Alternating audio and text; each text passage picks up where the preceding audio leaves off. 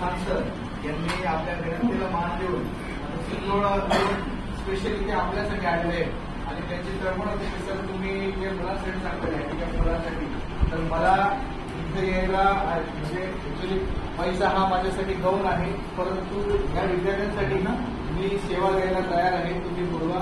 आणि सरांचे जे शब्द होते म्हणजे त्यांनी आपल्या विद्यार्थ्यांबद्दल असलेली तळमळ ही त्यांच्या शब्दातून मला जाणवली.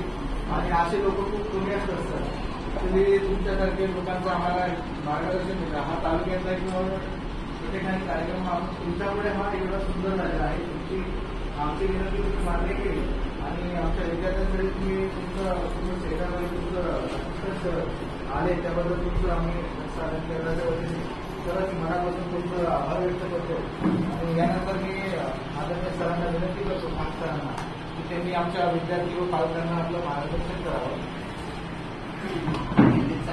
हाँ सर, आप सभी का यहाँ पर आने के लिए स्वागत. और जैसे कि हमारे सर ने बताया, सबका इंट्रोडक्शन दिया, अब मैं आपको थोड़ी सी एक 2-3 चीज़ें बताना चाहता हूँ और ज़्यादा नहीं.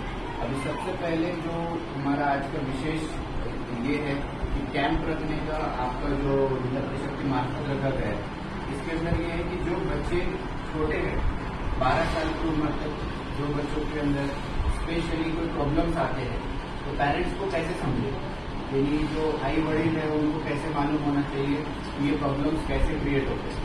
अब ये प्रॉब्लम्स के लिए कुछ चीज़ें रहती है कि जिसको बोलते हैं टाइम की डिलीवरी होना, डिलीवरी के लिए सुविधा होना. और जैसे बच्चा अगर कोई कंसीव कर रहा है तो डिलीवरी के लिए बन रहा है तो उनको न्यूट्रिशन का सारी चीज़ों का लेन देन सही जरूरी है. सबसे इम्पोर्टेंट होता है कि माँ का सारी तरीके से अच्छी तरीके से हेल्दी होना और बच्चा होते से ही टीके के ऊपर ज़्यादा से ज़्यादा ध्यान देना.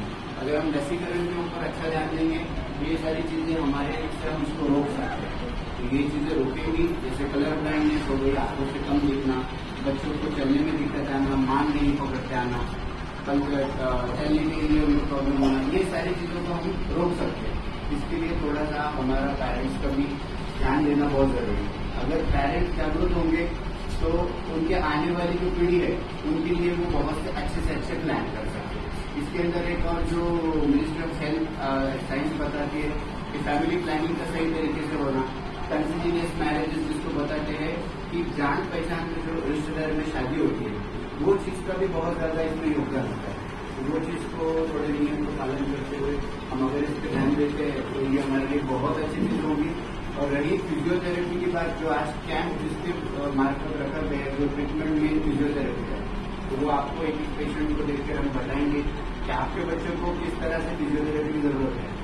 यानी वो फिजियोथेरेपी जिसे भौतिक उपचार कहा जाता है मराठी में, वो ट्रीटमेंट के मार्फत हम कैसे बच्चे को आज चल नहीं पा रहा है उसको फ्यूचर में कैसे चला सकते हैं. जो बच्चे के चलने में दिक्कत आती है, पैर टेढ़ा पड़ता है, पैर गोल पड़ते हैं, वो बच्चे को कैसे आगे बढ़ा सकते हैं. अगर कोई बच्चा है जो मान नहीं रहता तो उसको मान करने के लिए हम क्या कर सकते हैं. कोई बच्चा है जो पालता नहीं होता, रेंगता नहीं, उसके लिए क्या कर सकते हैं. ये सारी चीजें जो हैंडीकैप बन रही है, पर इसको हम हमारी भाषा में बोलेंगे डिसेबल नहीं है, ये स्पेशली एबल्ड है सर. यानी ये बच्चों में एक अलग ये रहता है एक यूनिकनेस, ये स्पेशली एबल्ड है सर. और मेरे 2 शब्द खत्म करूंगा. आपका धन्यवाद.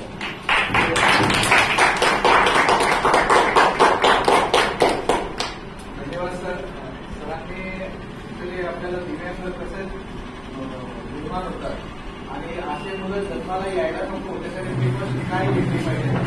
जन्माच्या वेळी, जन्माच्या अगोदर आणि जन्माच्या नंतर सगळ्या समस्यांमुळे मुलं अपंग जन्माला येत असतात. जर आपण त्यावेळेस सरांनी सांगितलं की जर आपण नात्यात लग्न करणार, मामाची मुलगी असं जर जवळच्या नात्यात जर लग्न केलं तर रक्तगटाचा जेनेटिक प्रॉब्लेम असल्यामुळे येणारा वाढ हे कुठंतरी अफेक्टेड येऊ शकतं. त्याच्यामध्ये काहीतरी प्रॉब्लेम